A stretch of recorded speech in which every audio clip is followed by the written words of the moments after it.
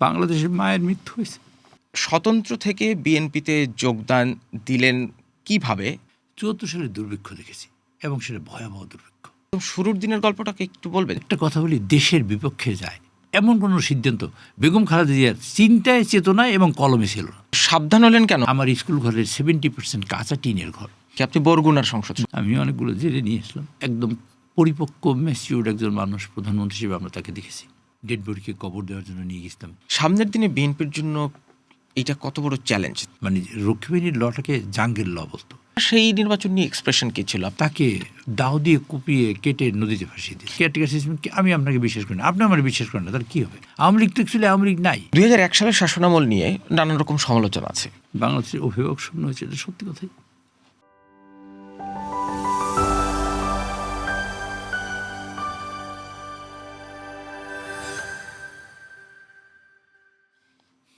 বাংলাদেশের রাজনীতিকে এক ধরনের অভিভাবক শূন্য করে পৃথিবী থেকে চিরবিদায় নিয়েছেন বিএনপি চেয়ারপারসন এবং সাবেক প্রধানমন্ত্রী বেগম খালেদা জিয়া।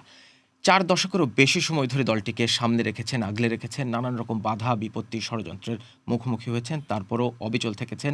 সেজন্য তাকে তার দলের নেতাকর্মীরা সম্মান করে ডাকেন আপোষহীন নেত্রী। তার এই চলে যাওয়ায় রাজনীতিতে যে শূন্যতা তৈরি হয়েছে, সেই শূন্যতা নিয়ে নানান রকম কথা হচ্ছে। নেত্রী হিসেবে তাকে দীর্ঘ সময় ধরে অনেকে দেখেছেন, ব্যক্তি মানুষ হিসেবেও তাকে দীর্ঘ সময় ধরে অনেকে দেখেছেন।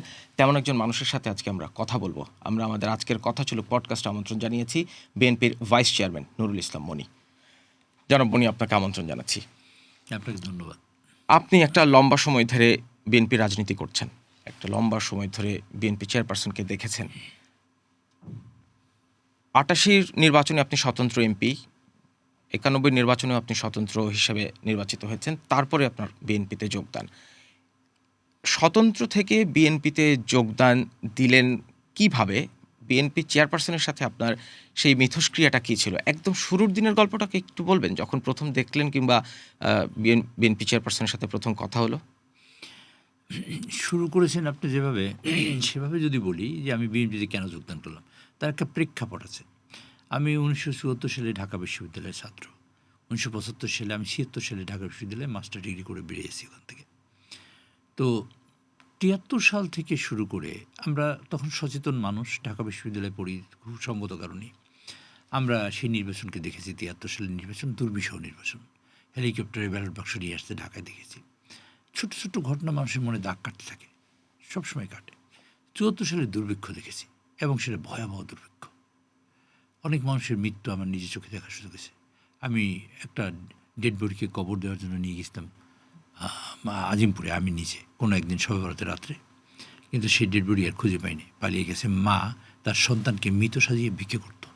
মা, এটা আমার নিজের চোখে দেখার সুযোগ হয়েছে, আমার নিজে ঘটেছে এই ঘটনাটা। তো এই দুর্ভিক্ষের পরে আমরা দেখেছি লাল ঘোড়া দাবড়ানো, শেখ মুজিবের লাল ঘোড়া দাবড়িয়ে দেশের মানুষকে ধরা হয়েছে। তারপর রক্ষীবাহিনী আসছে, দেশে কোনো আইনই ছিল না।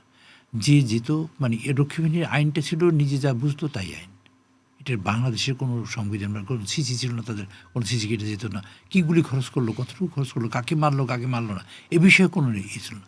এরপর দেখলাম যুবলীগের উদ্দেশ্যে, তখন শেখ ফজলুল হক মনি ছিলেন যুবলীগের সভাপতি, তিনি ঘোষণা করলেন যুবলীগের সভাপতি এবং সেক্রেটারি তার আর্মস নিতে কোনো লাইসেন্স লাগবে না। এ ঘটনা দেখেছি। তারপর মানুষকে নির্বিচারে হত্যা করতে দেখেছি।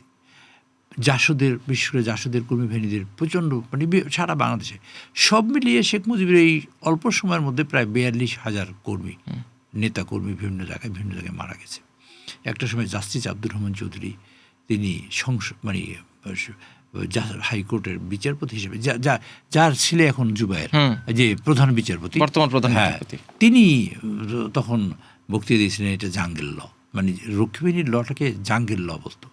আমার এলাকায় 2-3টা মানুষ আমার মানে রক্ষীবাহিনীর হাতে নৃশংস মৃত্যুর আমি ঘটনা জানি।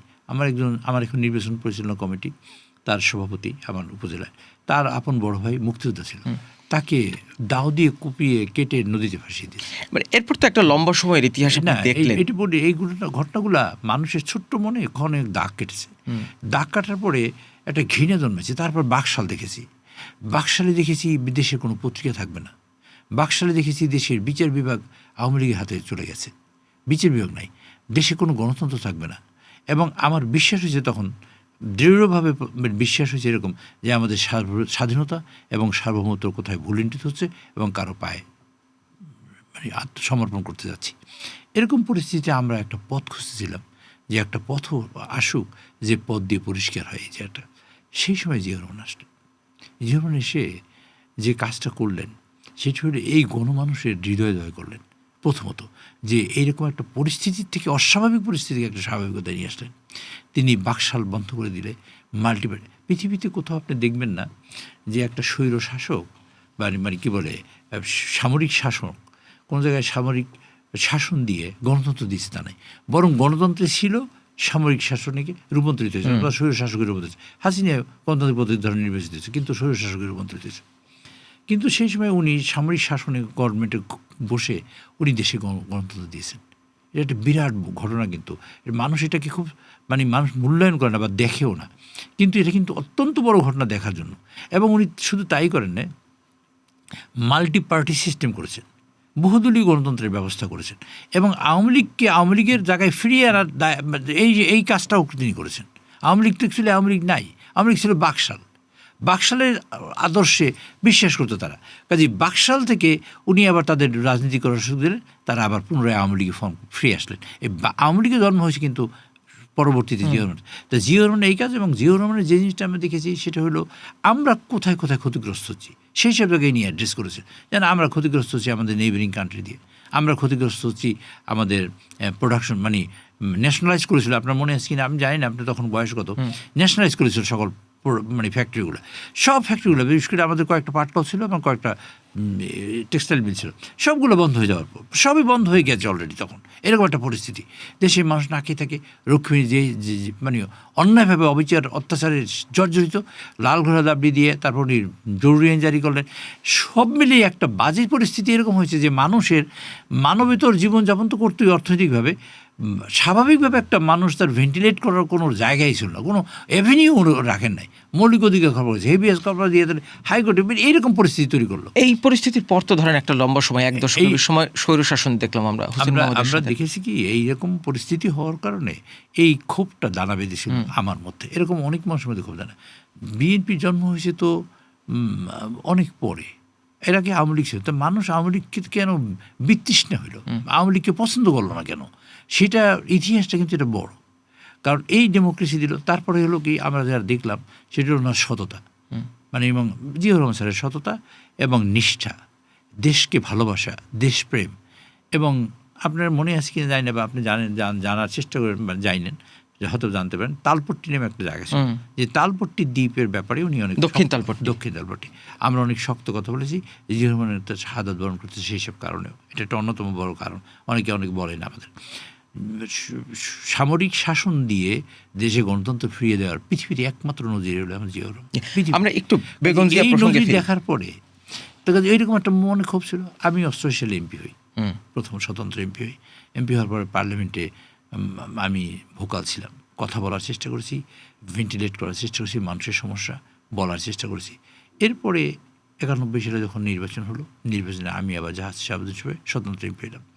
স্বতন্ত্র এমপি হওয়ার পরে যখন আমি পার্লামেন্টে বসি, এই প্রথম ওনার সাথে আমি এমনি তো জনসভায় দেখেছি বা ইত্যাদি ইত্যাদি, কিন্তু প্রথম ওনার সাথে আমার দেখা হওয়ার সুযোগ হলো ক্লোজলি, কাছাকাছি।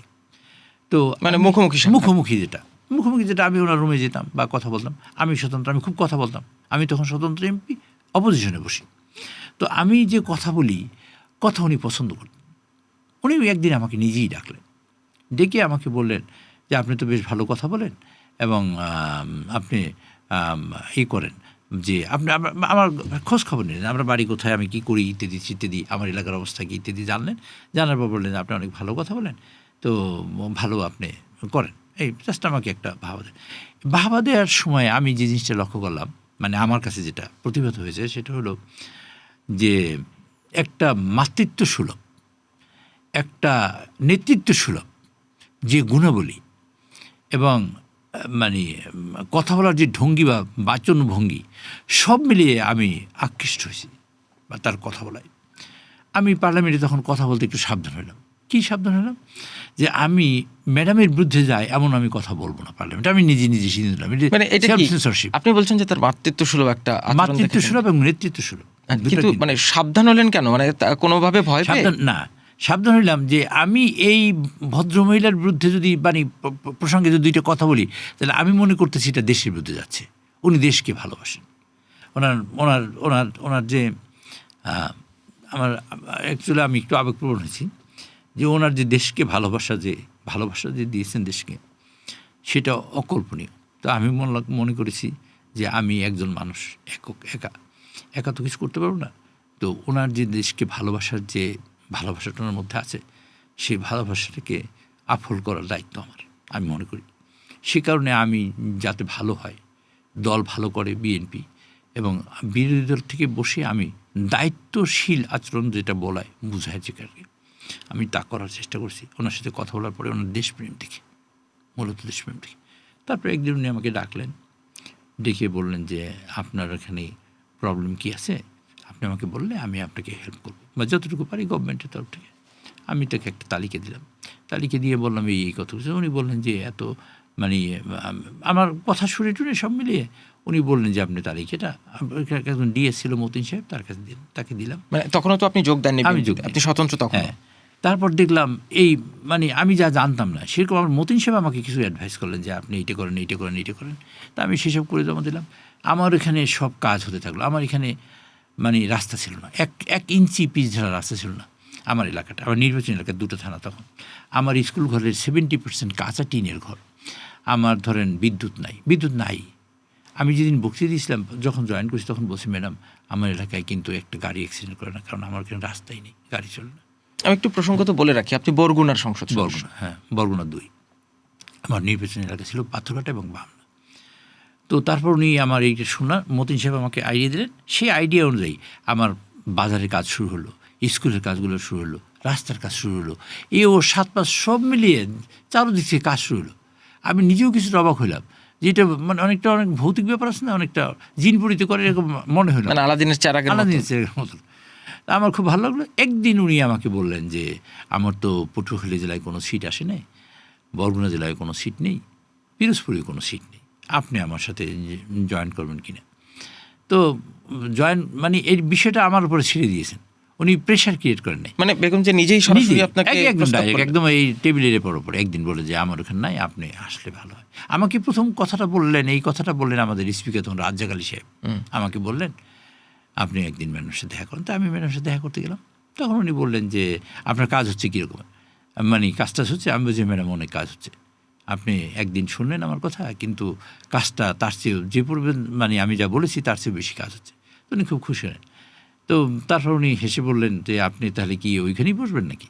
তা আমি বলছি আমি তো বসে আছি, আমি কোথায় যাবো?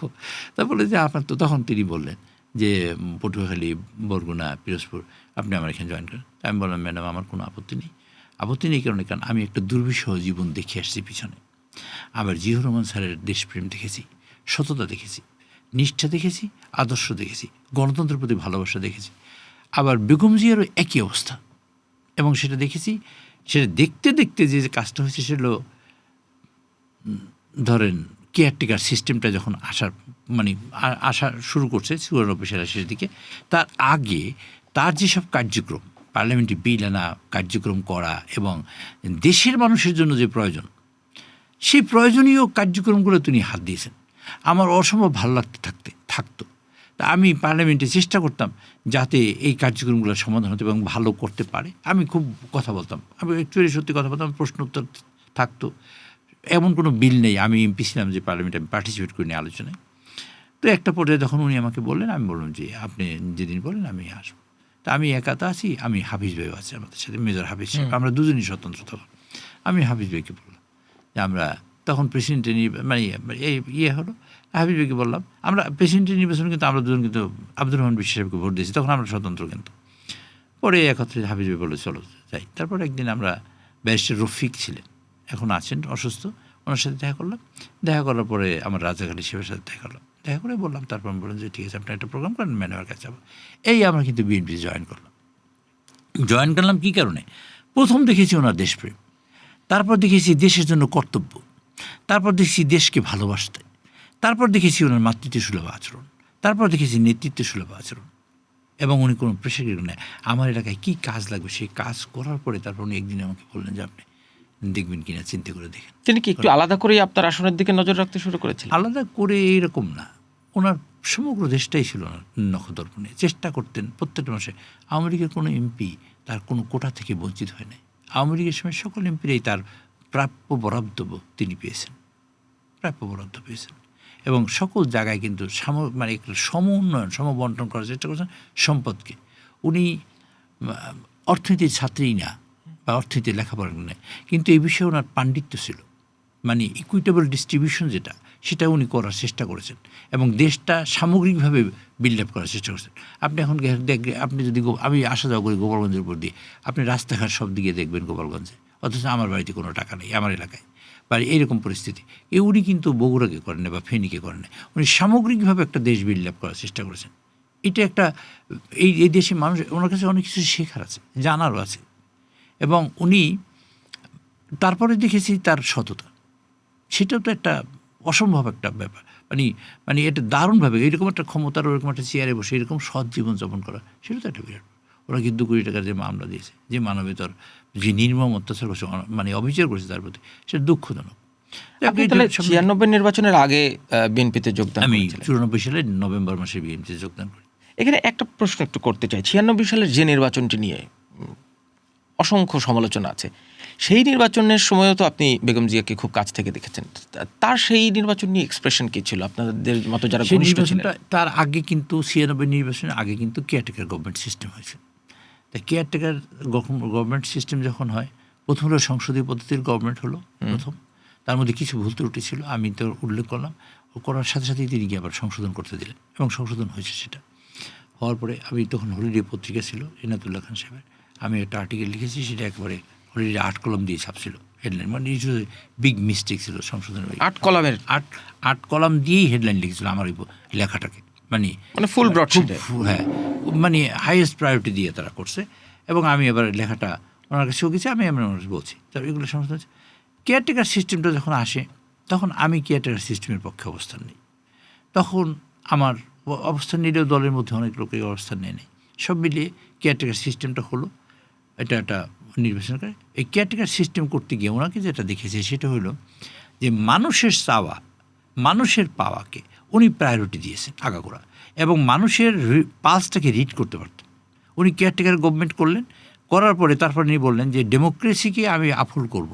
ডেমোক্রেসি আফল করতে গিয়ে যে নির্বাচন দরকার, এবং তাতে তিনি বিরোধী দলে বসতে ওনার আপত্তি নেই, এরকম একটা মানসিকতা নিয়ে উনি কাজ শুরু করলেন। এবং তিনি তা বসলেন বিরোধী দলে বসেও কিন্তু দেশকে বাঁচাবার জন্য যেরকম কার্যক্রম করার কথা সেগুলো করেছেন।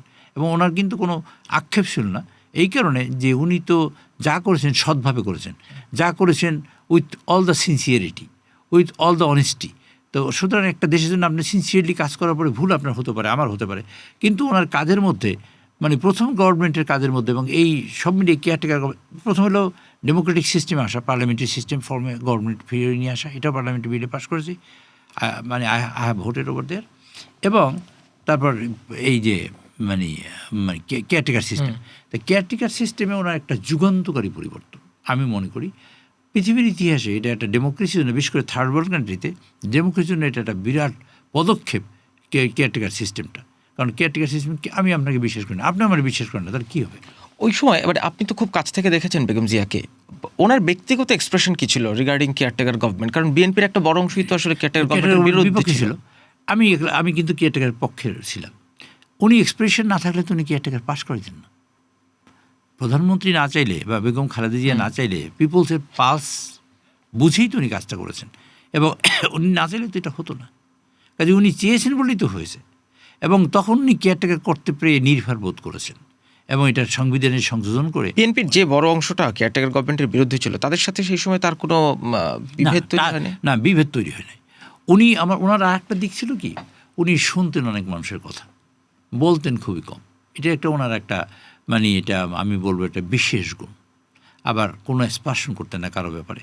উনি সবাইকে ডেকে একদিন বললেন যে কেয়ারটেকার সিস্টেম মানুষের চায়, মানুষের কাছ থেকে আমার যে ইনফরমেশন আছে, আমি মনে করি, মানে যেটা বললেন আর কি সবার কাছে, যে আমরা কেয়ারটেকার সিস্টেমে করবো। তখন তো আমাদের দলের সবাই র্যাঙ্ক অ্যান্ড ফাইল যে আছে সবাই কেয়ারটেকার সিস্টেমের পক্ষে অবস্থান নিয়েছে, সবাই, এভরিবডি। যারা আগে বিরোধিতা করছে, কিন্তু তারা সবাই মিলে অবস্থান নিয়েছে এবং অবস্থান নেওয়ার পরে পরবর্তীতে সেই নির্বাচনে উনি ভালো করবেন না সেটা জানতেন যে এরকম একটা আমাদের দেশে কিন্তু অকারণে গণ্ডগোল হয়, অকারণে কোনো কারণ ছাড়া। আপনার বিপক্ষে আমি অবস্থান নেবো, আমি কি দোষ ত্রুটি আছে, কোনো দোষ ত্রুটি নিয়ে আমি একটু বানিয়ে কিন্তু করবো, মানে এক ধরনের অ্যান্টি ইনকামবেন্সি ফ্যাক্টর একবারে আগাগোড়াই এটা সবসময়।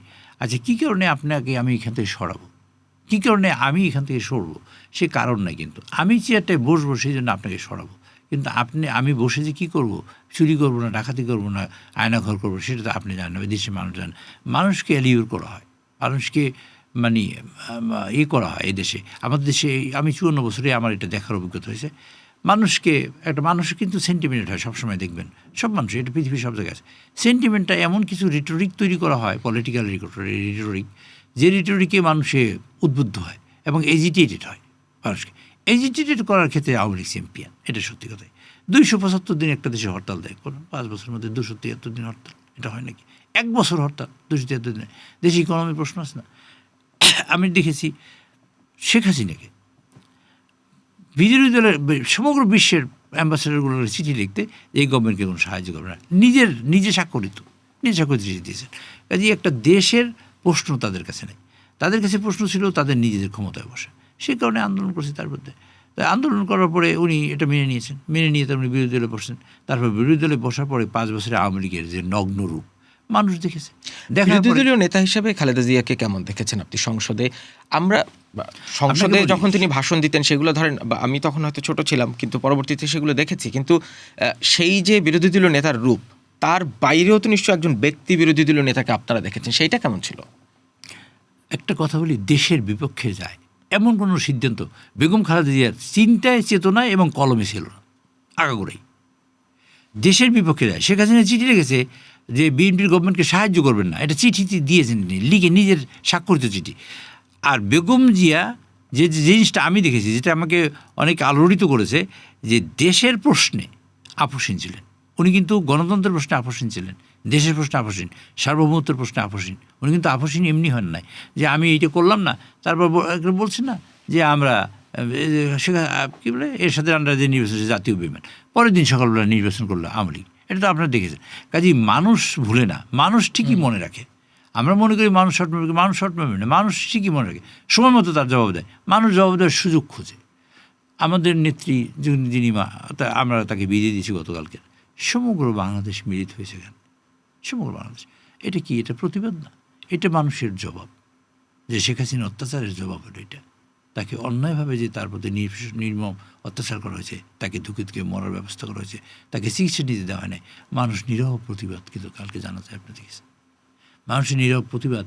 আপনি তারেক রহমান সাহেব যখন দেশে আসছে তখন আপনি দেখেছেন কোটি কোটি মানুষ সারা বাংলাদেশের একটা জায়গা ছিল, সেটা হলো গতকালকে মানিক মেয়ের মৃত্যু ছিল সারা বাংলাদেশ, আর এর আগে তারেক সাহেব যখন আসছে তখন সারা বাংলাদেশ 300 বেড়েছিল।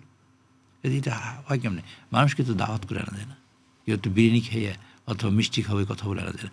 মানুষ তার গরজে আসে। যারা যে দাঁড়িয়েছে আমার আশেপাশের লোকেরা ছিল, অনেক সময় আসছে, তারা 11টার দিকে আসছে, 11টার থেকে 3টের সময় জানা হয়েছে, বা 3টের সাথে এরকম সময় মতো মানুষ দাঁড়িয়েছে, কিন্তু বিরক্ত না।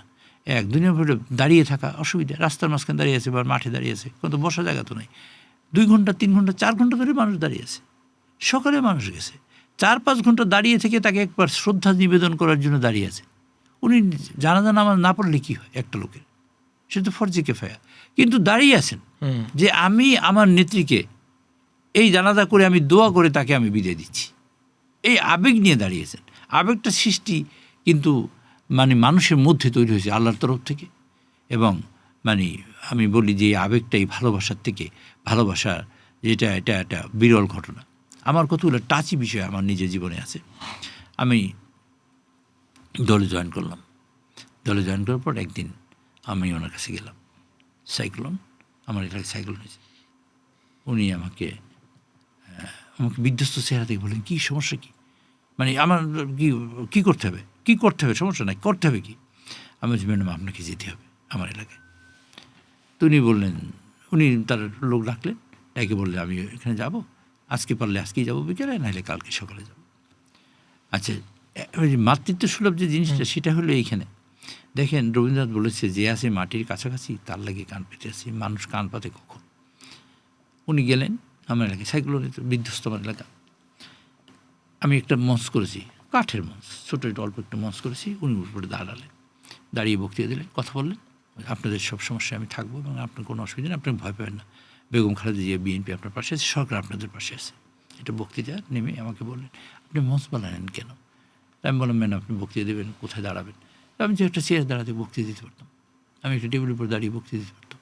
উনি চেয়ারে দাঁড়িয়ে ওনার জন্য মঞ্চ বানিয়েছি, সেটা উনি পছন্দ করেন। এই পছন্দ না করাটা, এটা আমাকে খুব আমার হৃদয়ে রাখছে, যে উনি মানুষের জন্য ফিলিংসটা, মানুষের জন্য রিয়েলাইজেশনটা। আপনি বিপদে আছেন, আমি সাজগোজ করে বসে আছি, সেটা তো বেমানান। সেই যে রিয়েলাইজেশনটা আমাকে বিরাট আপ্লুত করেছে তার এই কাজটা। এবং আমার এলাকার মানুষের পাশে দাঁড়িয়ে যতটুকু করা সম্ভব তা তিনি করেছেন। আমি একবার জেলেদের সমস্যা খুব, আমি অনেকগুলো জেলে নিয়ে আসলাম ওনার অফিসে। 5-7 জন জেলে আসলো, উনি অনেক সময় দিয়ে তাদের সাথে কথা বললেন, আমি কি করতে পারি তারপর বললেন। আমি বললাম, ম্যাডাম আমাদের একটা কোস্টগার্ড যদি হয় তা আমাদের ছেলেরা সাগরে মাছ মারতে পারে। সে বিলটা তখন আমি আনলাম পার্লামেন্টে, উনি বিলটা পাশ করে দিলেন। বাংলাদেশের স্বাধীনতার পর 54 বছরে অপোজিশন থেকে একটা বিল আসছে, সেটা আমার, সেটা উনি পাশ করে দিয়েছে আমার মানুষের জন্য। আমার ওখানে মানুষ খুব গরিব, খুবই অভাবী মানুষ। তো এই মানুষের পাশে কেউ দাঁড়ায় না, সরকারের কাছে আমরা পৌঁছাইতে পারি না মানুষের খবর। সেই মানুষের কাছে উনি গেছেন। আমার এখানে বাংলাদেশের দ্বিতীয় ফিশ ল্যান্ডিং স্টেশন হলো আমার এলাকাটা, সেটা করে দিয়েছেন উনি, বড় কল করেছেন, বিদ্যুৎ উনি উদ্বোধন করে উনি নিজে দিয়ে আসছেন। অনেক অনেক যা করেছেন সেটা আল্লাহ তাকে ভেস্ত করে আমি দোয়া করি।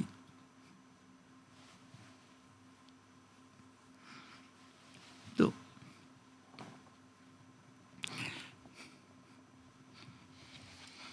বাংলাদেশের মায়ের মৃত্যু হয়েছে, বাংলাদেশের অভিভাবক শূন্য হয়েছে, এটা সত্যি কথাই। এরকম আরেকজন মানুষ খুঁজে পাওয়া দুষ্কর, পাওয়া যাবে। আমার মানুষের জন্য যা করেছেন সেটা অকল্পনীয়, অভাবনীয়। এবং বাংলাদেশের সকল এমপিরা যদি এভাবে আন্তরিকভাবে অনেক কাজে লাগাতে পারতো, তা আমি মনে করি বাংলাদেশে অনেক দূর এগিয়ে যেতে পারত। আমার এখানে হাজার হাজার মানুষ এখন সাগরে মাছ ধরে, সুন্দরবন জলদস্যুতে এলাকা, আমার এলাকায় জলদস্যু নেই, সাগরের পাড়ে। কিন্তু কোস্টাল বেল্টে বাঁধের কথা বলেছি, উনি বিরাট বাঁধের ব্যবস্থা করেছেন, এই মাথা মাথা নদী ভেঙে যায় তার ব্যবস্থা করেছেন। স্কুল নাই, 100% স্কুল উনি পাকা করে দিয়েছেন আমার, 100%। হসপিটাল নেই, হসপিটাল করে দিয়েছেন। যেখানে বলেছি, পৌরসভায় আবার ফায়ার ব্রিগেড নেই, ফায়ার ব্রিগেড করে দিয়েছেন। বিদ্যুৎ নাই, উনি নিজে গিয়ে নিজে বিদ্যুৎ উৎপাদন করেছেন। আমি প্রধানমন্ত্রী হিসেবে না, আমি ধরেন আমি কী করি না করি জানি না, একজন মানুষ হিসেবে বলি যে ওনার মতন একজন মানুষ সৃষ্টি বাংলাদেশে আর একজন আছে কিনা আমি জানি না, একটা দেশকে এত ভালোবাসা দিয়ে পালছে। আপনি যে বলেছেন যে তার পৃথিবীতে কোথাও তার ঠিকানা নেই, আর তিনি দেশ ছেড়ে যাবেন না। এই দেশের মানুষই তার মানুষ, এই দেশের মানুষ সবই তার সন্তান। সেই ভালোবাসা দিয়ে দেশটাকে লালন পালন করেছে এবং দেশটাকে ভালোবেসেছে সেইভাবে। এবং তিনি শেষ পর্যন্ত যাননি দেশ ছেড়ে কোথাও, দেশের মাটিতেই তিনি চিরনিদ্রায় শায়িত হয়েছেন। 2001 সালের নির্বাচনী আমলে, সেই শাসনামলের পুরোটাও আপনি সংসদে ছিলেন। 91 সালের প্রধানমন্ত্রী খালেদা জিয়া এবং 2001 সালের প্রধানমন্ত্রী খালেদা জিয়ার মধ্যে কি কোনো গুণগত পার্থক্য দেখেন আপনি? গুণগত পার্থক্য তো অবশ্যই আছে। শুরুতে মানুষ যখন বোঝে না, অনেক কিছু বুঝতে তার সময় লাগে। একদম পরিপক্ক ম্যাচিউরড একজন মানুষ প্রধানমন্ত্রী হিসেবে আমরা তাকে দেখেছি। যেমন অনেকেই, আপনাকে একটা কথা বলি যেটা আমাদের অনেকে বলে না বা হয়তো আলোচনা আসেনি, আপনি 2/3 মেজরিটি ছিল তখন পার্লামেন্টে, তখন অনেকেই অনেক কথা বলতো তাকে, যে আমরা এই কাজ করতে পারি, আমাদের ক্ষমতা অনেক দিন কন্টিনিউ করার জন্য আমরা এইগুলো করতে পারি, এগুলো তো আমরা চাইলেই পাশ করে দেবো। উনি বললেন যে আমি তো দেশের শেষ প্রধানমন্ত্রী না, আর এই দল আমাদের আজকের সরকার এটা শেষ সরকার না, এরপরও সরকার আসবে। এই দেশটা এই দেশের মানুষের জন্য ডেমোক্রেসির বিকল্প কিছু নেই। কাজে ডেমোক্রেসিটাকে ঠিক রাখতে হলে যা করা দরকার সেটাই করব। এবং তারপরে আপনি দেখছেন লগি বৈঠে মানুষ মারে। আমরা 28 অক্টোবর ক্ষমতা ছেড়ে দিয়ে এসেছি 2006 সে তারপর লগি বৈঠে দিয়ে মানুষ মারা ইত্যাদি ইত্যাদি। তারপর তো নিষ্পেষণ, নির্যাতন, খুন, গুম, এগুলো তো সবই দেখেছেন আপনারা। এগুলো তো আপনার চোখে দেখেছেন। আপনার বয়স কতটুকু আমি জানি না, এগুলো এখন দেখেছেন, কিন্তু আগে তো দেখেন নাই। কাজে আগেরগুলো হলো যে এরকম। কাজে উনি ডেমোক্রেসি বিল্ড আপ করার জন্য দেশের সার্বভৌমত্বের প্রশ্নে, স্বাধীনতার প্রশ্নে উনি কিন্তু কোনো কিছুকে মানেন নাই। তারপর কখনো কি আপনাদের সাথে রাজনৈতিক ভাবনা, রাজনৈতিক অবস্থান, আদর্শ এগুলো নিয়ে কখনো কি বিভাজন বলবো না, আমার কখনো কি মতানৈক্য তৈরি হতো, কিংবা তার সাথে কি ডিবেট করতে পারতেন? বেগম খালেদা জিয়ার সাথে মতানৈক্য হয়েছে এরকম আমার জানা নেই, কারোর সাথে আমার জানা নেই। হতে পারে, আমি জানি না কোথাও কিছু হয়েছে কিনা, আমার জানা নেই। যে কোনো ভাবে ফর দি বেটারমেন্ট তার সাথে কি তর্ক করতে পারতেন রাজনৈতিক? তার সাথে প্রাণ খুলে আলোচনা করা যেত এবং তিনি শুনতেন প্রাণ খুলেই। আমরা যখন পার্লামেন্টে যখন বসতাম, উনি 5 নম্বর লবিতে আসতেন, নিউ ইয়র্ক ঢুকতেন, লবিতে বসে কথা বলতাম, ওনার রুমে গিয়ে কথা বলতাম। পার্লামেন্টে তো অনেক অবারিত দাস ছিল, বিশেষ করে এমপিদের জন্য। আমার সুযোগ হয়েছে আবার একটু বেশি, যে আমি স্বতন্ত্র পার্লামেন্টে ছিলাম আর এবং কথা বলতাম আমি আর কি। সেই কারণে আমার সুযোগ ছিল বেশি কথা বলার। আমি তো ওনার সাথে যে পরিমাণ কথা বলেছি তা তো সাধারণত আমি মনে করি না কোনো লিডারের সাথে এত পরিমাণ কথা কোনো এমপি বলে। আমি অনেক কথা বলেছি, অনেক বিষয়ে কথা বলেছি। বাবরি মসজিদ যখন ভাঙলো এ বিষয়ে আমি ওনার সাথে দীর্ঘ আলোচনা করেছি। আপনার ধরেন এই যে এই ইউনিয়ন পরিষদের ধরেন এখন 3টে ওয়ার্ড আছে না, এখন 9টা ওয়ার্ড। আগে কিন্তু 3টে ওয়ার্ড ছিল, 9 জন মেম্বার হতো, কিন্তু ওয়ার্ড ছিল 3টে। আমি একজনকে বললাম যে ম্যাডাম, এটা যদি আমরা 9টা ওয়ার্ড করি তাহলে হবে কি, এই পেরিফেরিতে যে লোকটা আছে সেখানেও একটা ডেভেলপমেন্ট হবে। উনি বলেন যে ইয়েস, একদম মানে আমি বিলটা আনছি কিন্তু পার্লামেন্টে। উনি বলেন যে আপনি বিল আনছেন, এটা আমি গভর্নমেন্টকে, আমি সালাম তালুকদার সাহেবের বললেন, সালাম তালুকদার তখন আমাদের মন্ত্রী, সালাম সাহেবের সে বিল আসলো। এবং সে এখন বাংলাদেশে কিন্তু 9টা ওয়ার্ডে 9 জন মেম্বার হচ্ছে। এখন আগে ছিল 3টে ওয়ার্ডে 9 জন মেম্বার। এই যে কাজটা উনি করলেন, মানে আপনি বলার সাথে সাথেই কাজটা করলেন, মানে এটা দ্বিতীয়বার তাকে বলতে হয় না। তার আবার মানে এই বিষয়টা ছিল যে একটা জিনিস, সঠিক জিনিসটা বুঝতে তার কোনো সময় নিতেন না। In no time she understood the thing. 2001 সালের শাসনামল নিয়ে নানান রকম সমালোচনা আছে, রাজনৈতিক বিভেদ, দুর্নীতি, যদি বলি ধরেন 21শে আগস্ট কিংবা আরও এরকম বেশ কিছু ঘটনা।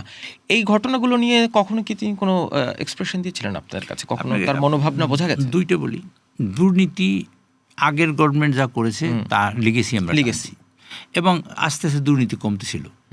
এগুলো আপনি যদি জানেন, আমি মানে রেকর্ড দেখিয়ে সেই ডেটাগুলো জানি। আমি শুধু জানতে চাচ্ছিলাম তার এক্সপ্রেশনটা কি ছিল। এক্সপ্রেশন ছিল এটা, দুর্নীতি যখন চ্যাম্পিয়ন হয়, শি ওয়াজ ডিসস্যাটিসফাইড।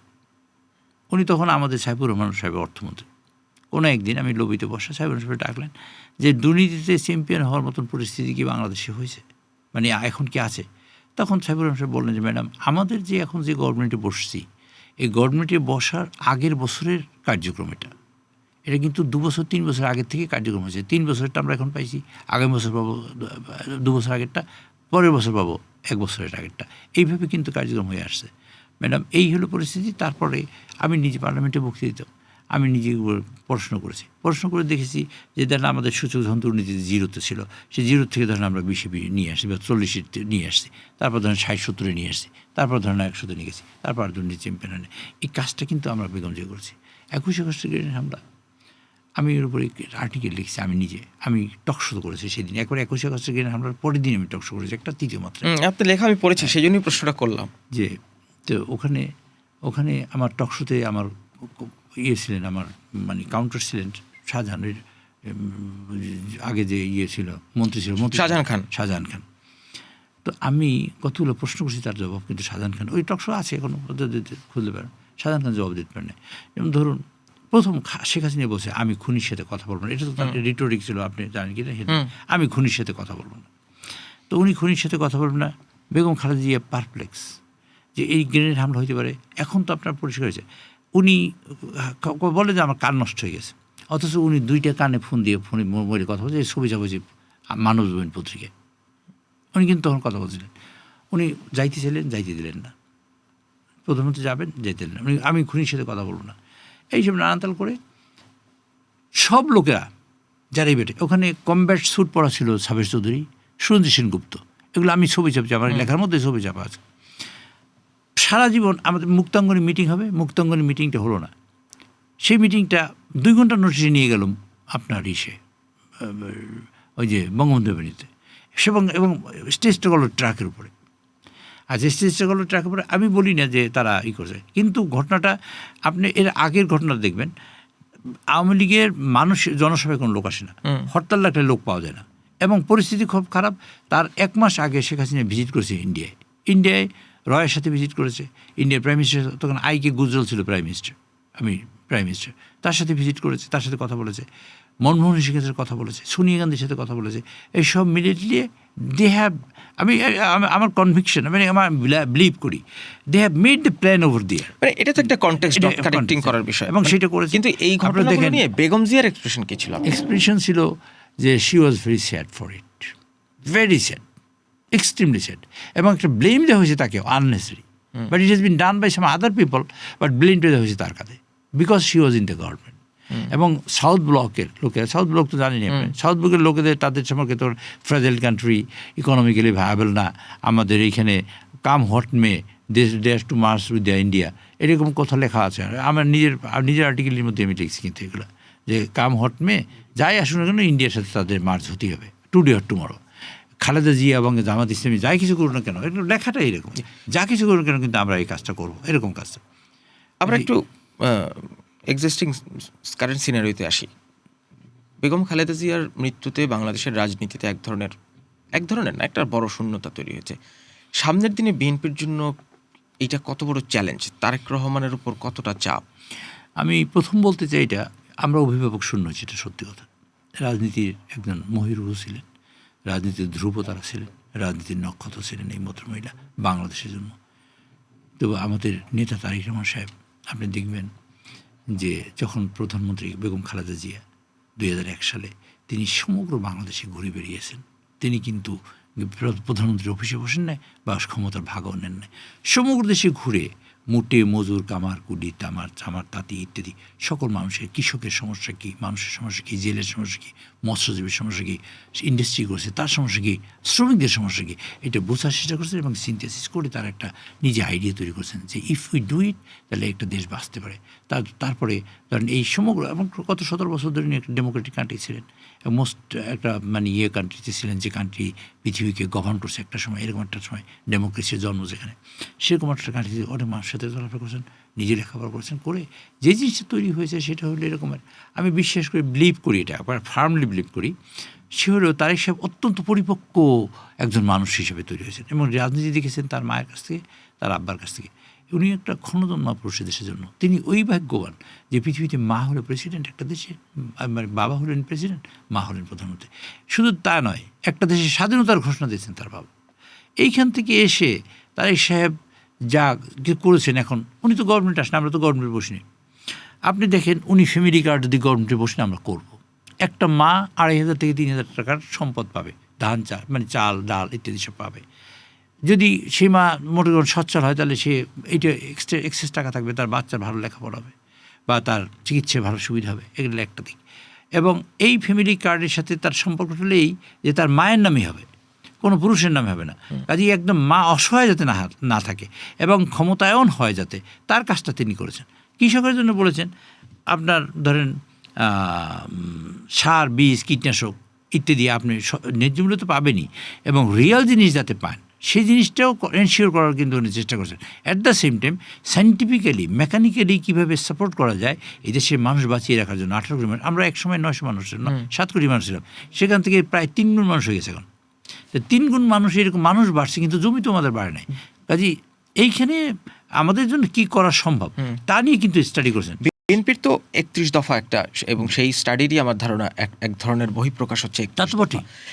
এই 31 দফা বাস্তবায়নের একটা চাপ তো আছেই, আরেকটা দৃষ্টিভঙ্গি যে গত 1.5 বছর এই অন্তর্বর্তীকালীন সরকারের সময় বাংলাদেশে অনেক বিশ্লেষক, রাজনীতি নিয়ে যারা পর্যবেক্ষণ করেন, তারা বলেন যে বাংলাদেশে এক ধরনের দক্ষিণপন্থার উত্থান হয়েছে, এবং এই যে বিএনপির সবসময় একটা অবস্থান ছিল ডানপন্থার বামে, বামপন্থার ডানে, মানে একটা মধ্যপন্থার রাজনীতি করার আদর্শ রাজনৈতিক অবস্থান। সেই জায়গায় থেকে বাংলাদেশের এই মুহূর্তে যে রাজনৈতিক বাস্তবতা, এইটা কি তারেক রহমানের উপর একটা অতিরিক্ত চাপ তৈরি করবে? সেই চ্যালেঞ্জটা মোকাবেলা করার জন্য তার প্রস্তুতি কেমন? রাজনীতি একটা চ্যালেঞ্জ অল দ্য টাইম। রাজনীতি ছোট হোক আর বড় হোক, সবসময় একটা চ্যালেঞ্জ থাকে। বাংলাদেশটাকে যদি আমরা ভাবি আর বিশ্বাস করে ভালোবাসি, তাহলে আমাদের অঙ্কটা করতে হবে আমাদের মতন করে, যে বাংলাদেশটা কি। বিএনপি কেন মধ্যপন্থা? বিএনপি প্রো ইসলামিক দল, মানে ইসলামী প্রিয় মানুষকে তারা ভালোবাসে, বিশ্বাস করে। এদেশে আলেম ওলামাদের হাজার হাজার আলেম ওলামা আসছে কালকে, বাংলাদেশের প্রখ্যাত দিনে আলেমরা তার জানাজায় শরিক হয়েছেন কালকে। কারণটা কি? উনি তারিক সাহেব এখন বলছেন যে আমরা যদি গভর্নমেন্টে যাই, আমরা ইমাম মুয়াজ্জিন এবং যারা এইরকম আছে বিভিন্ন ধর্ম প্রতিষ্ঠানে যারা প্রধান আছেন, তাদের রাষ্ট্রীয় ভাতা প্রদান করা হবে এবং রাষ্ট্রীয়ভাবে তারা সম্মানিত করা হবে। এটা বিএনপি করেছে, এটা আগে কেউ করে নাই।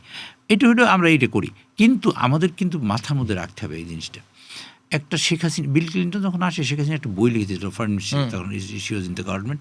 সে লিখছে বাংলাদেশের মৌলযুদ্ধ হয়েছে, এবং যে কারণে বিল ক্লিন্টন স্মৃতিসৌধ যেতে পারেন নাই, উনি ফ্লোরালেদ করার জন্য যেতে পারেন নাই।